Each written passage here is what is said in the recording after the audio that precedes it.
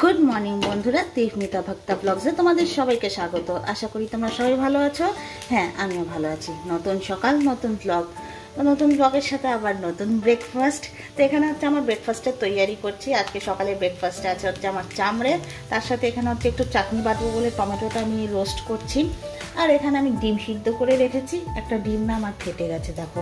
আর এখানে হচ্ছে আমি রসুন ছুলছিলাম, তো ছুলতে ছুলতে আমার মনে পড়লো আরে আমি তো আজকে ব্লগটা এখনো স্টার্টই করিনি। তো চলো আজকে সারাদিন কী করবো না করবো সবটাই তোমাদের সাথে শেয়ার করবো। স্কিপ না করে আমার পুরো ব্লগটা দেখবে, তাহলে সাথে থাকো, দেখতে থাকো। স্নান কমপ্লিট করে চলে এসেছি ছাদে। এবার হচ্ছে জামা কাপড়গুলো মেলবো, এটাই হচ্ছে আমার লাস্ট কাজ এখন ঘরে। এটা হয়ে গেলে পরেই ব্যাস আমার কাজ শেষ। চুলটা আঁচড়াবো আর বেরিয়ে যাব দোকানের জন্য। আজকে দেখো না 3 দিন হয়ে গেল আমাদের শিলিগুড়িতে মানে রোদের নামগন্ধ নেই, মেঘলা। গতকালকেও পুরো মেঘলা ছিল, আজকেও দেখছি মেঘলাই হয়ে আছে। বৃষ্টিটা যদি হওয়ার থেকে হয়ে গেলে একদিক দিয়ে শান্তি। চলো তাড়াতাড়ি কাপড়টা মেলে, তোমাদের দাদাভাইয়ের মধ্যে স্নান হয়ে গেছে নিচে, জামা কাপড় সব মেলে দিয়েছে। যে বাকেট নিয়ে আবার ঘরে যাই।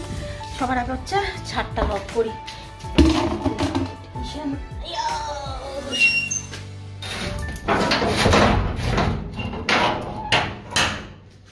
ছাদ লক করে দিই, তারপরে আবার আরেক ফেকড়া লেগে যাবে। কিছুদিন আগে তো পাশের বাড়ির বলে ছাদের থেকে বলে চুরি হয়েছে, ছাদ দিয়ে চোর ঢুকে যায়। আগে তো ছাদটা মানে মনে পড়লে লক করতাম, মনে না পড়লে লক করতাম না, মানে একবারে রাত্রিবেলা লক করতাম। এখন সবসময় লক করে রাখি ছাদ। চলো, দাদাভাইয়ের হয় নেই এখনো, বাথরুমেই আছে। আমি ততক্ষণে তাড়াতাড়ি করে চুলটা আঁচড়ে নিই।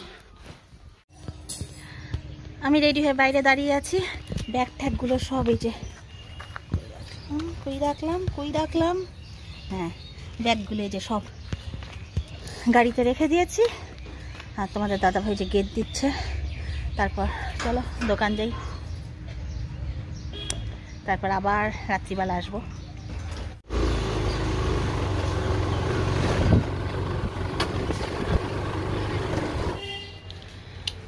চলে এসছি দোকানে, এবার দোকান খুলতে হবে।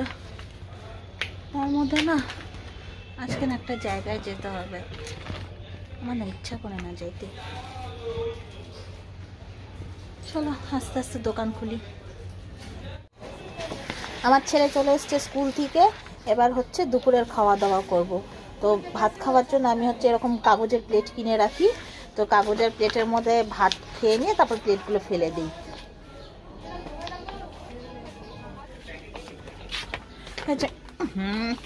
নিজের মুখে এক গাদা জল ছিটলো। এই যে প্লেট ধুয়ে নিয়েছি, ধুয়ে নিয়ে যে এবার বসবো খেতে। আমার ছেলে গেছে হচ্ছে মুখ হাত পা ধুতে।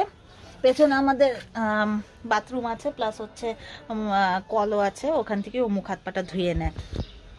একটা সরাই, একটা না খুব বাজেভাবে রাখে আমার ছেলে। এই যে জলের বোতল আর লবণ, আমার দোকানে সব রকম সব সুবিধা রাখা থাকে। মানে আগে কি বলতো, আগে তো মানে দোকানের মধ্যে কৌটায় কৌটায় করে না আমি বিস্কুট চানাচুর এগুলোও রেখে দিতাম।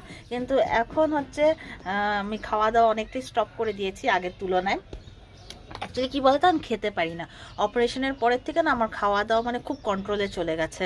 মানে খাওয়ার খুব কন্ট্রোলে খেতে হয়, অতিরিক্ত তেল মশলা খেতে পারি না, মানে বেশি খাবার খেতে পারি না, লিমিটেড খাবার খেতে হয়। তো ব্যাগটাও বার করি, ব্যাগে করে খাবার এনেছি। তো চলো খাওয়া দাওয়া কমপ্লিট করি। ছেলেকে নিয়ে খেতে বসে গেলাম। তোমরা হয়তো আমার মুখে হাসি দেখছো, কিন্তু জানো আমার বুকের ভিতরটা না প্রচণ্ড টেনশনে ভরে আছে। কেন জানো?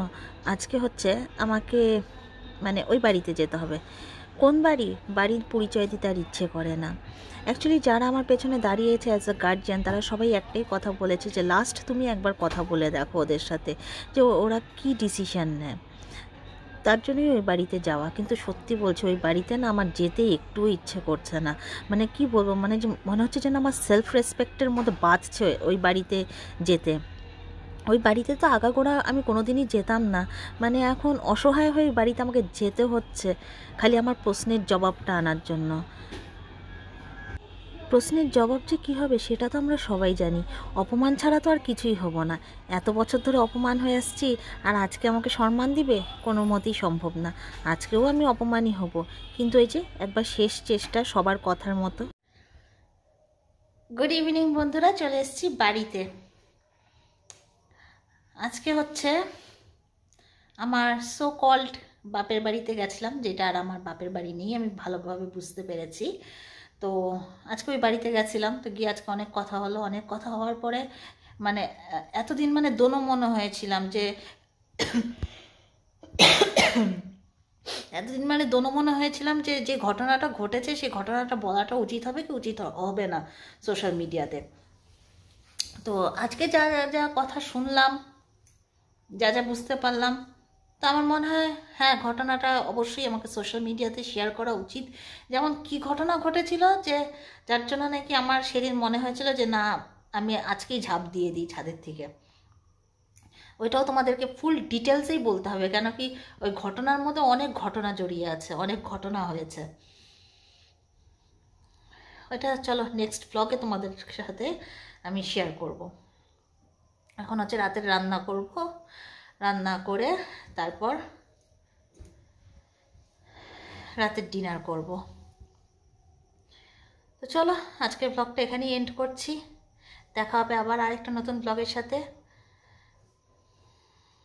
সবাই ভালো থাকো, সুস্থ থাকো, আর আমার পাশে সাপোর্ট হয়ে দাঁড়ানোর জন্য তোমাদের সবাইকে অনেক অনেক অনেক ধন্যবাদ।